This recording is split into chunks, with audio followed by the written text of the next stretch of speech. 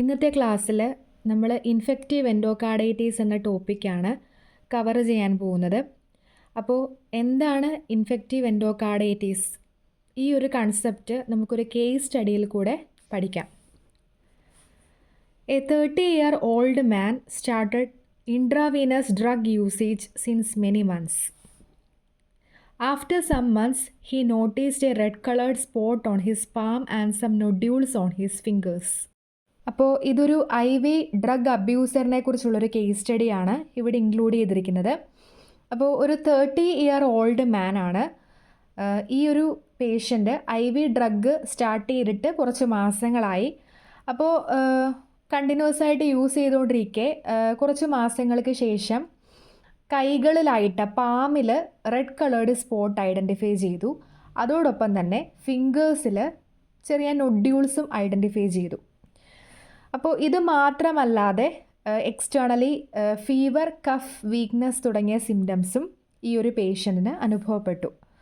അപ്പോൾ ഒരു ഡോക്ടറിനെ കൺസൾട്ട് ചെയ്തപ്പോൾ ഈ കൈകളിൽ കാണപ്പെട്ട, അതായത് പാമിൽ കാണപ്പെട്ട ഫ്ലാറ്റ് പെയിൻലെസ് റെഡ് സ്പോട്ട് എന്ന് പറയുന്നത് ജെയിൻവേ ലീഷൻസ് ആണെന്ന് ഐഡൻറ്റിഫൈ ചെയ്തു. മാത്രമല്ല നമ്മൾ ഫിംഗേഴ്സിൽ റെഡ് കളേർഡ് ആയിട്ടുള്ള നൊഡ്യൂൾസും ഐഡൻറ്റിഫൈ ചെയ്തിട്ടുണ്ടായിരുന്നു. അപ്പോൾ അത് പൾപ്പ് ഓഫ് ദ ഫിംഗറിലായിട്ടാണ് കാണപ്പെട്ടിരുന്നത്. ഇതിനെ വിളിക്കുന്ന പേരാണ് ഓസ്ലേഴ്സ് നോഡ്. ഇതുകൂടാതെ നെയിൽസിലായിട്ട് ഒരു ഹെമറേജിക് സ്പോട്ടും ഐഡൻറ്റിഫൈ ചെയ്യാൻ പറ്റി.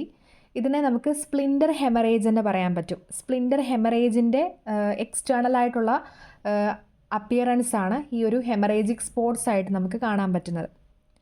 ഇനി ഓസ്കൾട്ടേഷൻ ചെയ്ത് നോക്കിയപ്പോൾ ഒരു ഹോളോ സിസ്റ്റോളിക് മർമർ ആയിരുന്നു കേട്ടിരുന്നത്. അത് ഏത് സൈഡിലായിരുന്നു കേട്ടിരുന്നത്? ലെഫ്റ്റ് പാരാസ്റ്റേണൽ ഏരിയയിലായിരുന്നു ഹോളോ സിസ്റ്റോളിക് മർമർ നമുക്ക് ഓഡിബിൾ ആയിരുന്നത്. അപ്പോൾ ഈ മർമറിൻ്റെ പ്രത്യേകത എന്ന് പറഞ്ഞാൽ അത് ഇൻസ്പിറേഷൻ ചെയ്യുന്ന സമയത്ത് ഈ ഒരു മർമേഴ്സിൻ്റെ ഇൻറ്റൻസിറ്റി ഇൻക്രീസ് ചെയ്യുന്നു. അപ്പോൾ ഇത്രയും കാര്യങ്ങളാണ് നമ്മൾ ഫിസിക്കലി ആ ഒരു പേഷ്യൻറ്റിനെ എക്സാമിൻ ചെയ്തപ്പോൾ മനസ്സിലായത്.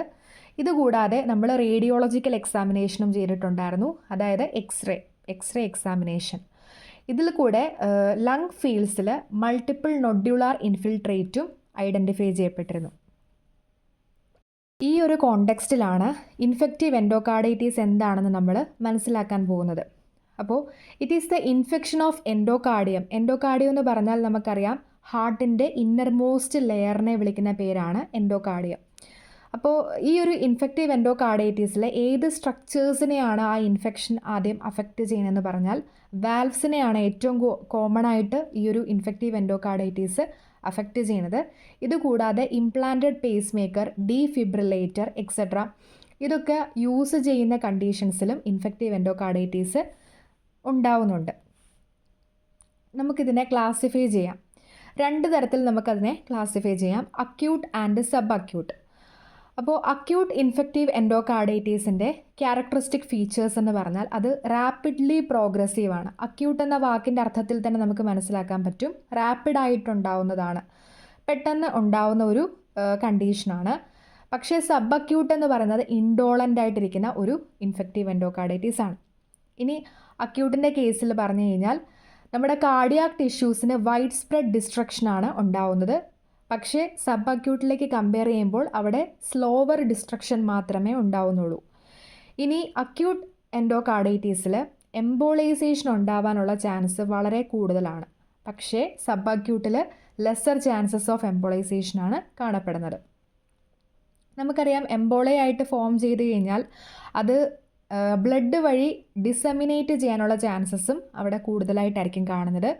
അതുകൊണ്ട് തന്നെ ഈ ഒരു കണ്ടീഷൻ ഫേറ്റൽ ആണ്. അതായത് സബ് അക്യൂട്ടിനെ വെച്ച് കമ്പയർ ചെയ്യുമ്പോൾ അക്യൂട്ട് ഇൻഫെക്റ്റീവ് എൻഡോകാർഡൈറ്റിസ് എന്ന് പറഞ്ഞാൽ അതൊരു ഫേറ്റൽ കണ്ടീഷനാണ്. അതുകൊണ്ട് അതിന് പ്രോപ്പറായിട്ടുള്ള ട്രീറ്റ്മെൻറ്റ് നമ്മൾ ചെയ്യേണ്ടതാണ്. അപ്പോൾ ഇതാണ് ഇതിൻ്റെ ബേസിക് ക്ലാസിഫിക്കേഷൻ. ഇനി പ്രീഡിസ്പോസിങ് കണ്ടീഷൻസ്. ഏതൊക്കെ ക്ലിനിക്കൽ കണ്ടീഷൻസ് അല്ലെങ്കിൽ ഏതൊക്കെ പ്രീഡിസ്പോസിങ് കണ്ടീഷൻസിലാണ് ഈ ഒരു ഇൻഫെക്റ്റീവ് എൻഡോകാർഡൈറ്റിസ് ഉണ്ടാവുന്നത്? നമുക്കറിയാം കൺജനൈറ്റൽ ഹാർട്ട് ഡിസീസസിനെ പറ്റി. അപ്പോൾ കൺജനൈറ്റൽ ഹാർട്ട് ഡിസീസിൻ്റെ ഒരു എക്സാമ്പിളാണ് ventricular septal defect or VSD. ഇതുള്ള പേഷ്യൻസിന് ഇൻഫെക്റ്റീവ് എൻഡോകാർഡൈറ്റിസ് ഉണ്ടാവാനുള്ള ചാൻസ് കൂടുതലാണ്. ഇത് മാത്രമല്ല, നമ്മൾ തുടക്കത്തിൽ തന്നെ പറഞ്ഞിരുന്നു, വാൽവുകളെയാണ് കൂടുതലായിട്ടും ഇൻഫെക്റ്റീവ് എൻഡോകാർഡൈറ്റിസ് അഫക്റ്റ് ചെയ്യുന്നത്. അതുകൊണ്ട് ക്രോണിക് വാൽവുലാർ ഡിസീസസ് ഉള്ള പേഷ്യൻസിനും ഇതുണ്ടാവുന്നുണ്ട്. Example mitral regurgitation, aortic regurgitation, aortic stenosis. പിന്നെ നമ്മൾ പറഞ്ഞ എക്സാമ്പിൾ, അതായത് IV ഡ്രഗ് യൂസേഴ്സ്, അവരിലും ഇത് കാണപ്പെടുന്നു. പിന്നെ ഡീജനറേറ്റീവ് വാൽവ് ഡിസീസസ് ഉള്ളവർക്ക് ഇതുണ്ടാവുന്നു. അതുപോലെ ഇംപ്ലാന്റഡ് പേസ് മേക്കേഴ്സ് അല്ലെങ്കിൽ ഡീഫിബ്രിലേറ്റേഴ്സ്, ഇതിൻ്റെയൊക്കെ യൂസേജിൻ്റെ ഭാഗമായിട്ടും നമുക്ക് ഇൻഫെക്റ്റീവ് എൻഡോകാർഡൈറ്റിസ് ഉണ്ടാവുന്നു. ഇനി എറ്റിയോളജി. ഇതിന് ഒരുപാട് കോസേറ്റീവ് ഓർഗാനിസംസ് ഉണ്ട്. നമ്മളതിൽ കുറച്ച് ഓർഗാനിസംസിനെ ഇവിടെ ഇൻക്ലൂഡ് ചെയ്തിട്ടുണ്ട്, ഇമ്പോർട്ടൻ്റ് ആയിട്ടുള്ളത്. അപ്പോൾ അതിൽ വരുന്നതാണ് സ്ട്രെപ്റ്റോകോക്കസ് വിറിഡൻസ്, എൻഡ്രോകോക്കെ. അതുപോലെ നമ്മൾ IV ഡ്രഗ് യൂസേഴ്സിൽ കാണപ്പെടുന്ന ഇൻഫെക്റ്റീവ് എൻഡോകാർഡൈറ്റിസ് ഉണ്ടാക്കുന്നത് സ്റ്റഫൈലോകോക്കൽ സ്പീഷീസാണ്. ഇനി ഹീമോഫിലസ് ഉണ്ട്, അഗ്രിഗേറ്റീവ് ബാക്ടർ ഉണ്ട്, കാർഡിയോ ബാക്ടീരിയം ഹൊമിനീസ് ഉണ്ട്. ഇത് കൂടാതെ തന്നെ നമുക്കൊരു കൊയാഗുലേറ്റ് നെഗറ്റീവ് സ്റ്റഫൈലോകോക്കയെ പറ്റിയും പഠിക്കാനുണ്ട്. കാരണം അതുമായിട്ട് ബന്ധപ്പെട്ട ഒരു ഡിഫറെൻറ്റ് ടൈപ്പ് ഓഫ് എൻഡോകാർഡൈറ്റിസിനെ പറ്റിയും നമുക്കിവിടെ ഇൻക്ലൂഡ് ചെയ്യുന്നുണ്ട്. അപ്പോൾ ഇത്രയുമാണ് കോസേറ്റീവ് ഓർഗാനിസംസ്. ഇനി അടുത്തതായിട്ട് IV ഡ്രഗ് യൂസേഴ്സിൽ ഉണ്ടാകുന്ന ഇൻഫെക്റ്റീവ് എൻഡോകാർഡൈറ്റിസ് അല്ലെങ്കിൽ അവരിലുണ്ടാകുന്ന ഇൻഫെക്റ്റീവ് എൻഡോകാർഡൈറ്റീസിൻ്റെ പത്തോജനസിസ്, അതെങ്ങനെയാണെന്നാണ് നമ്മൾ നെക്സ്റ്റ് നോക്കുന്നത്. അത് IV ഡ്രഗ് യൂസേഴ്സിൽ കോമൺലി ട്രൈക്കസ്പിഡ് വാൽവിനെയാണ് എൻഡോകാർഡൈറ്റിസ് അഫക്റ്റ് ചെയ്യുന്നത്. അപ്പോൾ ഇവിടുത്തെ ഓർഗാനിസം എന്ന് പറഞ്ഞാൽ സ്റ്റഫൈലോകോക്കസ് ഓറിയസ് ആണ്. നമുക്കറിയാം, ഒരു വ്യക്തി, ഒരു ഇൻഡിവിജ്വൽ IV ഡ്രഗ് ഉപയോഗിക്കുമ്പോൾ അത് ഡയറക്റ്റായിട്ട് വെയിനിലേക്കാണ് എൻ്റർ ചെയ്യുന്നത്. അപ്പോൾ ആ ഒരു ബാക്ടീരിയയും ഡയറക്റ്റ്ലി വെയിനിലേക്ക് എൻ്റർ ചെയ്യുന്നു. അത് വെയിൻസ് എല്ലാം പോകുന്നത് എങ്ങോട്ടേക്കാണ്? സുപ്പീരിയർ വീന ക്യാവയിലേക്കാണ്. ഇനി സുപ്പീരിയർ വീന ക്യാവയിൽ നിന്ന് അത് റൈറ്റ് ഏട്രിയത്തിലേക്ക് വരുന്നു. റൈറ്റ് ഏട്രിയത്തിൽ നിന്നത് റൈറ്റ് വെൻട്രിക്കിളിലേക്ക് വരുന്നു. നമുക്കറിയാം, റൈറ്റ് ഏട്രിയത്തിനും റൈറ്റ് വെൻട്രിക്കിളിനും ഇടയിൽ കാണപ്പെടുന്ന വാൽവാണ് ട്രൈക്കസ്പിഡ് വാൽവ്. അപ്പോൾ ആ ഒരു പാത്വേയുടെ ഇടയിൽ വെച്ചിട്ടാണ് ഈ ബാക്ടീരിയ ട്രൈക്കസ്പിഡ് വാൽവിലേക്ക് പോയിട്ട് അറ്റാച്ച് ചെയ്യുകയും അവിടെ ഇൻഫെക്ഷൻ ക്രിയേറ്റ് ചെയ്യുകയും ചെയ്യുന്നത്. അങ്ങനെയാണ് IV ഡ്രഗ് യൂസേഴ്സിന് ഈ ഒരു ഇൻഫെക്റ്റീവ് എൻഡോകാർഡൈറ്റിസ് ഉണ്ടാവുന്നത്. ഇനി അടുത്തതായിട്ട് വരുന്നതാണ് പ്രോസ്തെറ്റിക് വാൽവ് എൻഡോകാർഡൈറ്റിസ്. അപ്പോൾ ഇതുണ്ടാവുന്നത് നമ്മളൊരു വാൽവ് സർജറി ചെയ്തതിന് ശേഷം ഒരു 2 monthsനുള്ളിൽ ഉണ്ടാവുന്നതാണ് പ്രോസ്തെറ്റിക് വാൽവ് എൻഡോകാർഡൈറ്റിസ്. ഇതുണ്ടാക്കുന്നത് കൊയാഗുലേറ്റ് നെഗറ്റീവ് സ്റ്റഫൈലോകോക്കയാണ്. ഇതൊരു നോസോകോമിയൽ ഇൻഫെക്ഷനാണ്. അതായത് ഹോസ്പിറ്റൽ അക്വയർഡ് ആയിട്ടുണ്ടാകുന്ന ഒരു ഇൻഫെക്ഷനാണ് പ്രോസ്തെറ്റിക് വാൽവ് എൻഡോകാർഡൈറ്റിസ്. ഇനി ഇൻഫെക്റ്റീവ് എൻഡോകാർഡൈറ്റീസിൻ്റെ ജനറലായിട്ടുള്ളൊരു പത്തോജനസിസിനെ പറ്റിയാണ് നമ്മൾ നെക്സ്റ്റ് പഠിക്കാൻ പോകുന്നത്. നമുക്കറിയാം, നമ്മുടെ ഹാർട്ടിൻ്റെ ഏറ്റവും ഇന്നർമോസ്റ്റ് ആയിട്ടുള്ള ലെയറാണ് എൻഡോകാർഡിയം എന്ന് പറയുന്നത്. അപ്പോൾ ജനറലി ഈ എൻഡോകാർഡിയം എന്ന് പറയുന്നത് റെസിസ്റ്റൻറ്റ് ടു ഇൻഫെക്ഷനാണ്. അതായത് അത്ര വേഗമൊന്നും ഇൻഫെക്ഷൻസ് അതിനെ ബാധിക്കുന്നില്ല. പക്ഷേ ചില കേസസിൽ നമ്മുടെ ബ്ലഡ് ഹൈ വെലോസിറ്റിയിൽ ഫ്ലോ ചെയ്യുന്ന സമയത്ത് ആ ഹൈ വെലോസിറ്റി കൊണ്ട് എൻഡോകാർഡിയത്തിന് ഇഞ്ചുറി ഉണ്ടാവുന്നു, അല്ലെങ്കിൽ ഏതെങ്കിലും രീതിയിലുള്ള ട്രോമ ഉണ്ടാവുന്നു. അപ്പോൾ ആ ഒരു ഇഞ്ചുറി സൈറ്റിൽ എന്തായിരിക്കും സംഭവിക്കുന്നത്? പ്ലേറ്റ്ലെറ്റിൻ്റെ അഗ്രിഗേഷൻ ഉണ്ടാവുന്നു. പ്ലേറ്റ്ലെറ്റ് ഫൈബ്രിൻ ത്രോംബസ് ആണ് അവിടെ ഫോം ചെയ്യുന്നത്. അപ്പോൾ the condition in which uninfected platelet fibrin thrombus forms is called non bacterial thrombotic endocarditis. അതായത് ഓൾറെഡി ഇവിടെ ഒരു പ്ലേറ്റ്ലെറ്റ് ഫൈബ്രിൻ ത്രോംബസ് ഫോം ചെയ്തിട്ടുണ്ട്. ഇത് അൺഇൻഫെക്റ്റഡ് ആയിട്ടിരിക്കുന്ന കണ്ടീഷൻസ് വരെ നമുക്കതിനെ വിളിക്കാൻ പറ്റുന്ന പേരാണ് നോൺ ബാക്ടീരിയൽ ത്രോംബോട്ടിക് എൻഡോകാർഡൈറ്റിസ്. നമുക്കറിയാം, ഒരു പർട്ടിക്കുലർ പീരീഡ് ഓഫ് ടൈമിന് ശേഷം അവിടെ ബാക്ടീരിയ വന്ന് അറ്റാച്ച് ചെയ്യാൻ തുടങ്ങുന്നു. അപ്പോൾ ആ ഒരു ത്രോംബസിലേക്ക് അവിടെ ബാക്ടീരിയ വന്നിട്ട് അറ്റാച്ച് ചെയ്യുന്നു, അവിടെ ഇൻഫെക്റ്റഡ് ആവുന്നു. അപ്പോൾ അത് എന്തായിട്ട് മാറുന്നു? ഇൻഫെക്റ്റീവ് എൻഡോകാർഡൈറ്റിസിലേക്കുള്ള ഒരു പ്രോട്ടോടൈപ്പ് ലീഷനായിട്ടാണ് അത് കൺവേർട്ട് ചെയ്യപ്പെടുന്നത്. അപ്പോൾ ആ ഒരു സൈറ്റിൽ മൈക്രോബ്സ് എല്ലാം വന്നിട്ട് പ്രോലിഫറേറ്റ് ചെയ്യുന്നു.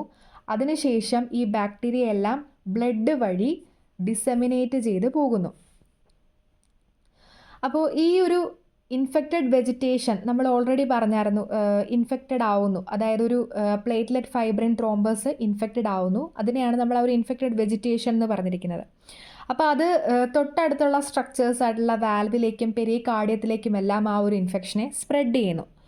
ഇനി ആ ഒരു വെജിറ്റേഷൻ എംബോളയായിട്ട് മാറിയതിന് ശേഷം ഡിസ്റ്റൻറ്റ് സൈറ്റുകളിലേക്ക് അത് പോകുന്നു ബ്ലഡ് വഴി. അപ്പോൾ ഡിസ്റ്റൻറ്റ് സൈറ്റായിട്ടുള്ള ബ്രെയിനിലേക്കും സ്പ്ലെയിനിലേക്കും ഒക്കെ അത് പോകുന്നു. And the circulating antigen antibody complexes or the immune complexes can damage tissues. അപ്പോൾ അത് എത്തിച്ചേരുന്ന സ്ഥലങ്ങളിൽ ഈ ഒരു ആൻറ്റിജൻ ആൻറ്റിബോഡി കോംപ്ലക്സസിന് ഈ ടിഷ്യൂസിനെ എല്ലാം എന്ത് ചെയ്യാനുള്ള കഴിവുണ്ട്, ഡിസ്ട്രോയ് ചെയ്യാനായിട്ടുള്ള കഴിവുണ്ട്. ഇനി extension of infection in the cardiac structures such as valve can extend to the pericardium. നമുക്കറിയാം ആദ്യം തന്നെ ആ ഒരു ഇഞ്ചുറി ഉണ്ടായ സൈറ്റിലായിരിക്കും ആ ഒരു വെജിറ്റേഷൻ ഫോം ചെയ്തിരിക്കുന്നത്. അപ്പോൾ അത് അടുത്തുള്ള കാർഡിയാക് സ്ട്രക്ചേഴ്സിനെ ആയിരിക്കും ആദ്യം തന്നെ അഫക്റ്റ് ചെയ്യുന്നത്. മെയിൻലി അത് വാൽവിനെയൊക്കെയാണ് അഫക്റ്റ് ചെയ്യുന്നത്. പെരികാർഡിയത്തിലേക്കും എക്സ്റ്റെൻഡ് ചെയ്യാം. അതിനുശേഷം ഹെമറ്റോജനസ് ഡിസെമിനേഷൻ ഉണ്ടാവുന്നു. നമ്മൾ ഓൾറെഡി പറഞ്ഞു ബ്ലഡ് വഴി അത് സ്പ്രെഡ് ആവുന്നു. എന്നിട്ട് അത് ഡിസ്റ്റൻ്റ് ആയിട്ടുള്ള ഏരിയാസിലേക്ക് പോകുന്നു, ബ്രെയിനിലേക്കും സ്പ്ലെയിനിലേക്കും എല്ലാം പോകുന്നു എന്ന് ഓൾറെഡി പറഞ്ഞു. ഇനി ഈ ഒരു ഇമ്മ്യൂൺ കോംപ്ലക്സസ് അല്ലെങ്കിൽ ആൻറ്റിജൻ ആൻറ്റിബോഡി കോംപ്ലക്സസ് നമ്മുടെ ഗ്ലോമറുലാർ ബേസ്മെൻറ്റ് മെംബ്രെയിനിലേക്ക് വരുന്നു, അവിടെ അറ്റാച്ച് ചെയ്യുന്നു. അപ്പോൾ അവിടെ അതൊരു ഡിസ്ട്രക്ഷൻ ഉണ്ടാക്കുകയാണ് ചെയ്യുന്നത്. അവിടെ ഉണ്ടാകുന്നൊരു ഇൻഫ്ലമേറ്ററി കണ്ടീഷനാണ് ഗ്ലോമറുലോ നെഫ്രൈറ്റീസ്. ഇനി നമുക്കറിയാം ഈ ഒരു ഇമ്മ്യൂൺ കോംപ്ലക്സസ് ബ്ലഡ് വഴി സ്പ്രെഡ് ആയിക്കൊണ്ടേ ഇരിക്കുകയാണ്.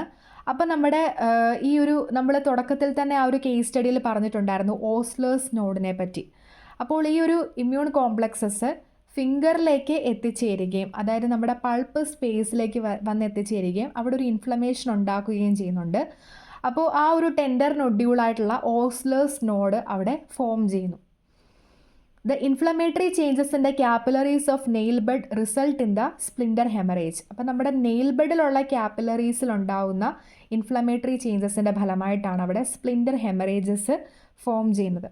അപ്പോൾ ഓസ്ലേഴ്സ് നോഡ് ഉണ്ടാവുന്നത് പൾപ്പ് സ്പേസിലേക്ക് ഈ ഒരു ഇമ്മ്യൂൺ കോംപ്ലക്സസ് എത്തിച്ചേരുമ്പോഴാണ് ഓസ്ലേഴ്സ് നോഡ് ഫോം ചെയ്യുന്നത്. ഇനി നെയിൽ ബഡിലേക്ക് എത്തിച്ചേരുമ്പോൾ അവിടെ നമുക്ക് സ്പ്ലിൻഡർ ഹെമറേജസ് ആയിട്ടത് കാണാനായിട്ട് സാധിക്കുന്നു.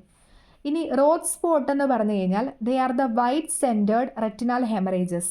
These leads to retinal capillary rupture. അപ്പോൾ നമ്മുടെ റെറ്റിനയിൽ കാണുന്നൊരു ഹെമറേജാണ് റോത്ത് സ്പോട്ട്സ് എന്ന് പറയുന്നത്. അപ്പോൾ ഇതുണ്ടാവുമ്പോൾ റെറ്റിനൽ ക്യാപ്പിലറി റപ്ചർ ഉണ്ടാവാനുള്ള സാധ്യതകൾ വളരെ കൂടുതലായിട്ടാണ് കാണുന്നത്. അപ്പോൾ ഇൻഫെക്റ്റീവ് എൻഡോകാർഡൈറ്റീസിൻ്റെ ഒരു ഇമ്പോർട്ടൻറ്റ് ക്യാരക്ടറിസ്റ്റിക് ഫീച്ചറാണ് റോത്ത് സ്പോട്ട്സ് എന്ന് പറയുന്നത്. ഇനി നമുക്കിതിൻ്റെ ക്ലിനിക്കൽ ഫീച്ചേഴ്സിനെ പറ്റി നോക്കാം. ഇതിൻ്റെ അകത്ത് കോൺസ്റ്റിറ്റ്യൂഷണൽ സിംറ്റംസ് ഉണ്ട്, കാർഡിയാക് മാനിഫെസ്റ്റേഷൻസ് ഉണ്ട്, കൂടാതെ എക്സ്ട്രാ കാർഡിയാക് മാനിഫെസ്റ്റേഷൻസും ഉണ്ട്.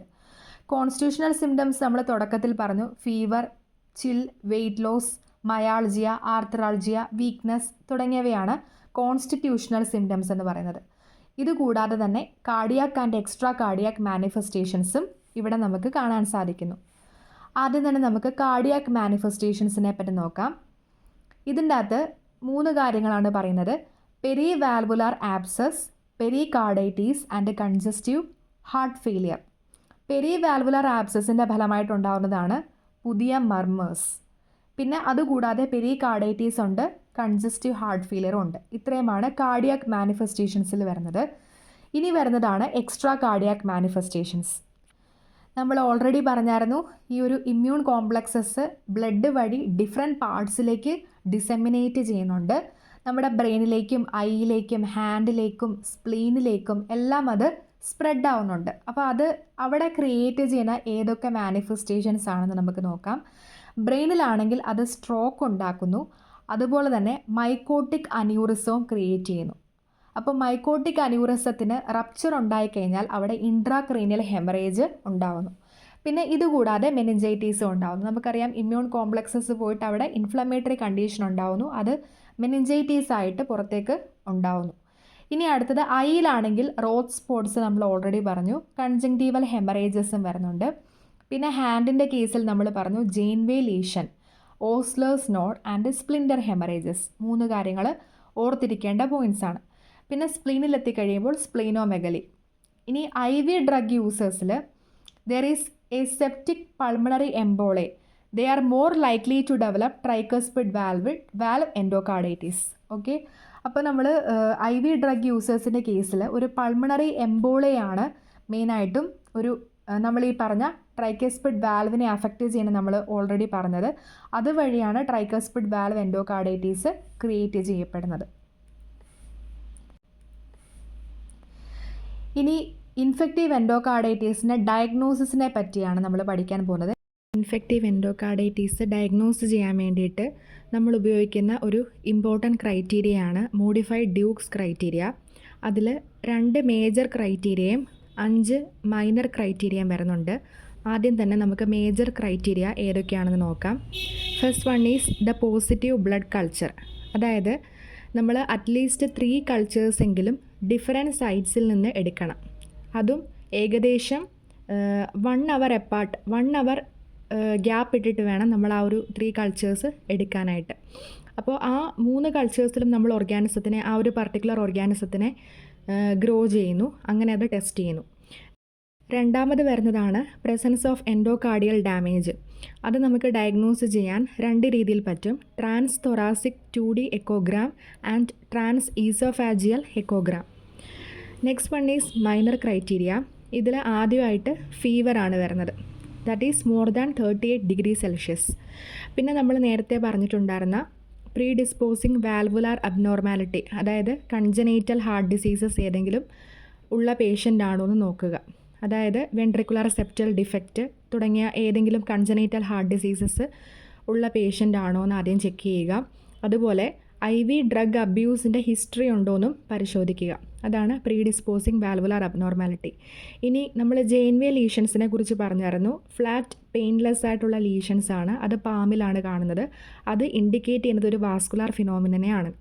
കാരണം ബ്ലഡിൽ കൂടെ ഡിസെമിനേറ്റ് ചെയ്തിട്ടാണ് ഡിഫറെൻറ്റ് പാർട്സിലേക്ക് അത് എത്തിച്ചേരുന്നത്. പിന്നെ ഇമ്മ്യൂൺ ഫിനോമിനയിൽ വരുന്നതാണ് റോഡ് സ്പോട്സും ഓസ്ലേഴ്സ് നോഡും. പിന്നെ മൈക്രോബയോളജിക്കൽ എവിഡൻസ്. ഇത്രയും കാര്യങ്ങൾ സാറ്റിസ്ഫൈ ചെയ്യുമ്പോഴാണ് മൈനർ ക്രൈറ്റീരിയയിൽ വരുന്നത്. ഫസ്റ്റ് കണ്ടീഷൻ പറഞ്ഞിരിക്കുന്നത് 1 മേജർ ആൻഡ് 3 മൈനർ ക്രൈറ്റീരിയ. പിന്നെ രണ്ടാമത് പറയുന്നത് 2 മേജർ ക്രൈറ്റീരിയ സാറ്റിസ്ഫൈഡ് ആവാം. മൂന്നാമത്തേത് പറയുന്നത് എല്ലാ മൈനർ ക്രൈറ്റീരിയയും സാറ്റിസ്ഫൈഡ് ആകാം. അപ്പോൾ ഇതിലത്തെ ഏതെങ്കിലും ഒരു കണ്ടീഷൻ സാറ്റിസ്ഫൈഡ് ആയിക്കഴിഞ്ഞാൽ നമുക്ക് ഇൻഫെക്റ്റീവ് എൻഡോകാർഡൈറ്റീസ് ഡയഗ്നോസ് ചെയ്യാനായിട്ട് സാധിക്കുന്നു.